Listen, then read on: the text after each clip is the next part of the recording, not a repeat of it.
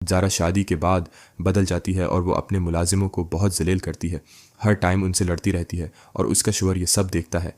उसको ये सब पसंद नहीं होता। फिर वो उसको समझाता है कि ऐसा मत करो, मैं अपने मुलाजिमों की बहुत इज्जत करता हूँ। तो वो कहती है तुमने उन्हें सर पर चढ़ाया हुआ है, उनको मैं साइदा करूंगी, अब कोई काम ढंग से नहीं करते। ज़ारा परेशान हो जाती है क्योंकि उसका शोहर उससे नाराज़ हो जाता है। फिर ज़ारा सोचती है मैं अपनी माँ से जाकर मिलती हूँ, और फिर ज़ारा अपने शोहर को बताए बना वहाँ से चली जाती है अपनी माँ से मिलने के लिए। और वो ये भी तो दिखाना चाहती है कि मैं बहुत अमीर हो गई हूँ। इधर ज़ारा की माँ के साथ मालिक मकान लड़ रहा होता है और वो कहता है कि ये अब चौथा महीना हो गया है और तुम लोग वैसे देने का नाम ही नहीं ले रहे हो। और वहाँ पर बिजली वाला भी आ जाता है और वो कहता है कि अगर तुम लोगों ने बिल जमा न करवाया तो मैं बिजली काट दूंगा। तुम लोग इतने में ज़ारा आ जाती है और उसकी माँ देखकर हैरान हो जाती है और ज़ारा इस आदमी से बहस करने लग पड़ती है और उसको पैसे उसके मुंह पे मारती है और कहती है चलो जो यहाँ से तुम सब पैसे की भौके हो, और वो फिर वहाँ से चला जाता है। ज़ारा अपनी माँ से माफ़ी मांगने लग पड़ती है और उसकी माँ कहती है चली जाओ, जहाँ से आई हो वहीं पे चली जाओ, तुमने मेरी इज्जत ख़राब करके रख दी है, किसी जगह नहीं, मुझे छोड़ा, चली जाओ यहाँ से। और ज़ारा परेशान हो जाती है। ज़ारा अपनी माँ के पीछे जाती है और फिर जाकर अपनी माँ से फिर मन्नतें करने लग पड़ती है। माँ के पाँव में बैठ जाती है और रोने लग पड़ती है। कहती है मुझसे बहुत बड़ी गलती हो गई है, मुझे आपके साथ ऐसा नहीं करना चाहिए था, मुझे एक बार मुआफ़ कर दें। ज़ारा की माँ इसको कहती है तुमने मुझे बहुत शर्मिंदा किया है। फिर उसके बाद फिर ज़ारा को माफ़ कर देती है। फिर ज़ारा अपनी माँ के पास बैठ जाती है और अपनी माँ को सारा बताती है कि मेरी बहुत बड़े घर में शादी हुई है, वो अकेला लड़का होता है और इधर मैं बहुत राज करती हूँ। उसकी माँ बहुत खुश हो जाती है ये सुनकर। इसकी माँ कहती है अल्लाह मेरी बेटी को ऐसे ही खुश रखे, अच्छी बात है। इतने में सारा आ जाती है और सारा देखकर हैरान हो जाती है। वो कहती है तुम यहाँ कब आई? तो वो कहती है क्यों, मैं क्यों नहीं आ सकती, ये मेरा भी घर है। और खाला कहती है क्या हो गया है, तुम लोग क्यों आपस में लड़ रही हो, ये ज़ारा का भी घर है। ज़रा कहती है मैं गई हूँ तो ये मेहरानी बनकर यहाँ घूम रही है। और खाला कहती है खबरदार आइंदा तुमने मेरी बेटी से कुछ सवाल किया तो। और सारा कहती है कैसी बात कर रही हैं, अब मैंने कब बोला कि ये अब का घर नहीं है, ये अब का ही घर है और मुझे खुशी हुई कि अब यहाँ पर आई हैं। खाला कहती है अच्छा बस बस जाओ जाके खाना बनाओ, मेरी बेटी के लिए, मेरी बेटी को भूख लगी होगी। सारा थकी होती है और फिर भी वो जाकर खाना बनाती है। फिर उसके बाद वो रोटियां बनाती है और वो परेशान होती है कि मेरी बहन मुझे ठीक तरह से मिली भी नहीं।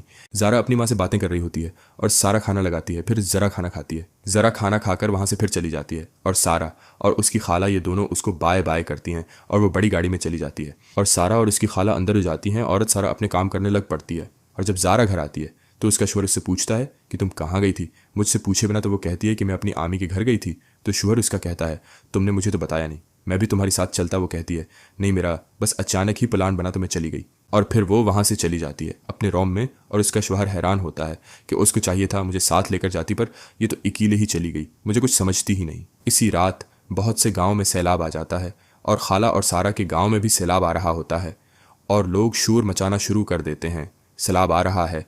मौलवी ऐलान कर देता है सैलाब आ रहा है, सब अपना अपना सामान बांधो और यहाँ से गांव खाली करो। खाला जब सुनती है तो वो भागी सारा के पास होती है, उसको उठाती है, कहती है सैलाब आ गया है। और ये दोनों भागकर बाहर होते हैं घर के।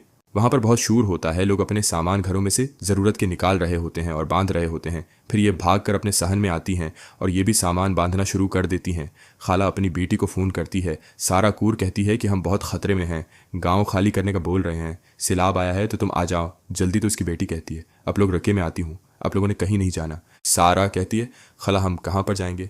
खला कहती है जाहिर सी बात है, हम ज़ारा के घर जाएंगे कुछ वक्त के लिए, उसके बाद हम अपना कोई बंदोबस्त कर लेंगे। सारा कहती है खाला देखो ट्रक भी आ गई हैं लोगों की मदद करने के लिए, उनको लेके जाने के लिए। खाला कहती है हाँ मेरी बेटी भी आ रही होगी, वो हमें साथ ले जाएगी। और ज़ारा उठती है अपने शौहर को कहती है कि हमारे गांव में सैलाब आ गया है, मुझे जाना होगा अपनी आमी को लेने के लिए। तो वो उसका शौहर कहता है ठीक है मैं भी तुम्हारे साथ चलता हूँ, मैं गाड़ी में बैठ जाऊँगा और तुम अपनी आमी को ले आना। फिर ये दोनों वहाँ चले जाते हैं और सारा गाड़ी से निकल के अपनी माँ को मिलती है और उनको कहती हैं अब परेशान मत हूँ। और ज़ारा कहती है चलें अम्मी यहाँ से अब हमारे घर। तो उसकी अम्मी कहती है चलो सारा चलते हैं। तो ज़ारा कहती है कि नहीं सारा नहीं जाएगी, आप सिर्फ मेरे साथ जाएंगी, मैं हर एक का ठीका नहीं उठा सकती। ज़रा की माँ कहती है मैं सारा को कैसे अकेला छोड़ दूँ। ज़रा सारों को कहती है कब तक हम तुम्हें संभालेंगे, अब तुम कोई अपना खुद ठिकाना करो। इतने में वो अपनी माँ का हाथ पकड़ती है और वहाँ से ले जाती है। सारा हैरान हो जाती है और वो बहुत परेशान हो जाती है कि अब मैं क्या करूँगी, ये मेरे साथ क्या उन्होंने कर दिया है। इधर ज़ारा की माँ ज़ारा के शौहर के सर पर प्यार करती है और कहती है माशाअल्लाह कितने अच्छे हो तुम। और ज़ारा का शौहर पूछता है आंटी अब अपनी भांजी को नहीं लेकर आई। तो ज़ारा कहती है नहीं, वो खुद नहीं आना चाहती थी, हमने उसे बोला था, लेकिन उसने खुद इनकार कर दिया था। खाला हैरान हो जाती है, लेकिन खाला चुप होती है।